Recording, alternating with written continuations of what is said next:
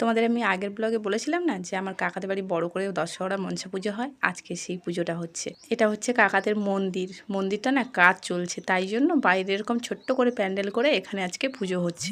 আমার কাকাদের বাড়িতে না 3টে পুজো হয়, মনসা পুজো, লক্ষ্মী পুজো, আবার বনবিবি পুজো। আজকের মনসা পুজো হচ্ছে, তার সাথে এক ভাইয়ের গাড়িটাও পুজো করে নিল। সন্ধ্যায় আজকের খিচুড়ি প্রসাদ দেওয়া হবে আর সাথে দেওয়া হবে পায়েস। তাই এখন সবজি কাটা হচ্ছে আর এদিকে চলছে পায়েসের রান্নার জোগাড়। সবাই মিলে বড় করা তো, তাই তুলে দিল গ্যাসের উপরে ধরে। আজ বাড়িতে পুজো আর এদিকে এত পরিমাণে গরম পড়েছে না, কিছুই ভালো লাগছে না জানো তো। তার উপরে এতজনের রান্না ওরা কত কষ্ট করে তৈরি করেছে। আগে আগে তো মনসা পুজোর দিন নাকি বৃষ্টি হতো প্রচুর, কিন্তু এখন আর বৃষ্টির কোনো দেখাই নেই। শুনেছি এই দিন নাকি বৃষ্টি না হলে সাপের বাচ্চার জন্ম হয় খুব। সন্ধ্যায় হরিমঞ্চটা একটু পুজো করা হলো, একটু হরিনাম হলো আর তার সাথে লুট দেওয়া হয়েছিল। তারপরে সবাইকে প্রসাদ খাওয়ানো হলো আর আমরাও প্রসাদ খেলাম, তারপর বাড়ি চলে এলাম। চলো আজকে তবে টাটা, দেখা হচ্ছে কালকে।